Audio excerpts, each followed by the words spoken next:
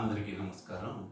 ప్రపంచ సంగీత దినోత్సవం సందర్భంగా సంగీతాభిమానులందరికీ శుభాకాంక్షలు. ముఖ్యంగా ప్రపంచ సంగీతంలో భారతీయ సంగీతానికి ఎంతో విశిష్ట స్థానం ఉంది. మన భారతీయ సంగీతం, ముఖ్యంగా శాస్త్రీయ సంగీతం రెండు విధాలుగా విభజింపబడింది. హిందుస్థానీ సంగీతం, కర్ణాటక సంగీతం. హిందుస్థానీ సంగీతం ఉత్తర భారతదేశంలో ప్రసిద్ధిగాంచింది. కర్ణాటక సంగీతం దక్షిణ భారతదేశంలో ప్రసిద్ధిగాంచింది అనమాట. ఈ కర్ణాటక సంగీతంలో మొదట పారిభాషిక పదజాలాలను ఉంటాయి. వీటి వల్ల ఏంటంటే మనకి కర్ణాటక సంగీతం గురించి కొద్దిగా అవగాహన వస్తుంది అనమాట. మనకి 1977లో అమరదీపం అని తెలుగులో ఒక చలనచిత్రం విడుదలైంది. ఇందులో పల్లవిలో మొదటి చరణంలో దీన్ని రాసింది ఆచార్య ఆత్రేయ గారు కొన్ని ఈ కర్ణాటక సంగీతానికి సంబంధించిన పారిభాషిక పదజాలాలని ఉదహరించారు. వీటి వల్ల ఏంటంటే కొద్దిగా అవగాహన వస్తుందన్నమాట. ఈ ప్రపంచ సంగీత దినోత్సవం సందర్భంగా వాటిని కొంచెం మీతో నేను పంచుకోవాలని చెప్పేసి అనుకుంటున్నాను. దీనికి వచ్చేసేసి ఈ పాటకి సంగీత దర్శకత్వం వహించిన సత్యం గారు, పాడినవారు బాలు గారు, సుశీలమ్మ గారు. ఈ పాట ఎలా సాగుతుంది? ఏ రాగము ఇది, ఏ తాళము. రాగం లేనిది ఏ పాట ఉండదు కదండి. అందుకని చెప్పి ఈ రాగాలు అనేవి అనంతాలు. ఏ రాగము ఇది, ఏ తాళము అంటే ఫస్ట్ రాగం గురించి తెలుసుకుంటే, అంటే వివరాల్లోకి వెళ్తే ఏదైనా అనంతం తెలుసుకోవడం, రాగం గురించి తెలుసుకోవాలి. కాబట్టి ఆయన రాగం గురించి ఉదహరించారు. నెక్స్ట్ తాళం ఏదైనా ఒక క్రమ పద్ధతిలో పాడిందే అందగించదు ఏ పాట అయినా కూడా. అంటే ఒక స్కేల్ కొలబద్ద లాగా అనమాట. ఏ తాళము. నెక్స్ట్ ఆయన తాళాన్ని కూడా ఉదహరించారు ఇదే లైన్లో. తర్వాత లైన్కి వచ్చేటప్పటికి మన కళ్యాణ శుభవేళ మోగించు మేళం. కర్ణాటక సంగీతంలో రాగాల్ని ముఖ్యంగా 72 మేళకర్త రాగాలుగా విభజించారన్నమాట. వీటిని జనక రాగాలు అంటారు. వీటి నుంచి జన్య రాగాల అనంతరం అనుకున్నాం కదా, ఎన్నో జన్య రాగాలు పుట్టాయన్నమాట.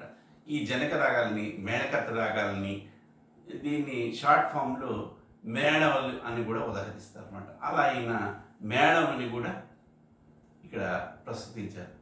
ఇక చరణంకి వచ్చేటప్పటికి ఎదలో మెదిలే సంగతులన్నీ పలికెను సంగీతమై.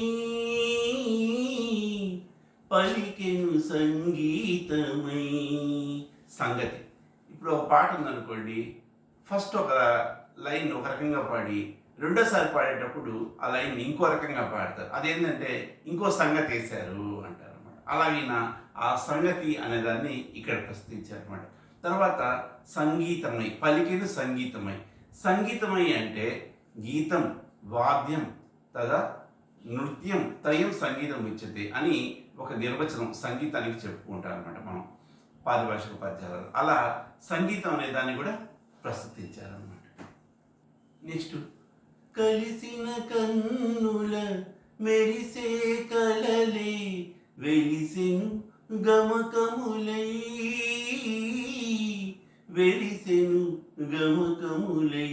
గమకం అంటే రంజకత్వం కోసం కొద్దిగా దీన్ని కంపించినట్టుగా పాడతారనమాట స్వరాల్ని. దాన్ని గమకం అంటారు. దీనిలో మళ్ళీ పంచదశ గమకాలని, దశ గమకాలని చాలా ఉన్నాయి. తెలుసుకోవాలంటే అవి కూడా అంతే, దీన్ని చాలా లోతుగా వెళ్ళచ్చు. అదొక గమకం అనమాట. దాన్ని కూడా ఇక్కడ ఉదహరించారు ఆత్రేయ గారు. తర్వాత లైన్కి వచ్చేటప్పటికి హొయలైన నడకలే లయలైనవి, చతురాడు నవ్వులే గతులైనవి. నడక, ఒక పాట ఏ నడకలో నడుస్తుంది అది కూడా ఒక నిర్వచనం ఉంది పారిభాషిక పద్యాలు అవి. తర్వాత మళ్ళీ లయ అంటే సంగీతం మనకి ఏంటంటే శృతి లయ, ఇవి రెండు తల్లిదండ్రులు లాగా అనమాట. మనకి శంకరాభరణంలో కూడా శృతి లయలే జననీ జనకులు కాగా అని వస్తుంది అనమాట. శృతి లయ లేదే అసలు పాట అనేది అందగించదు అనమాట. ఇక్కడ ఈ లయ అనేదాన్ని కూడా తీసుకొచ్చారు. తర్వాత గతి అనేది కూడా ఈ లైన్లో ఉదహరించారు. గతి అంటే మామూలుగా త్రిస్ర గతిలో నడుస్తుందా, చతురస్ర గతిలో నడుస్తుందా, లోతులోకి వెళ్తే వీటి గురించి తెలుసుకోవచ్చు అనమాట. దీన్ని కూడా ఈ గతి అనే దాన్ని కూడా అక్కడ ఆయన వివరించారు అనమాట. తర్వాత సరి సరి అనగాని మరి మరి కుసరాడు మురిపాలే మన జంట స్వరమైనది. జంట స్వరాలు మామూలుగా ఫస్ట్ సరిగా అని సరళి స్వరాలు నేర్పిస్తారు. తర్వాత నెక్స్ట్ ఇంకో చాప్టర్కి వెళ్ళే లోపల సరిగా వీటి జంట స్వరాలు అనమాట.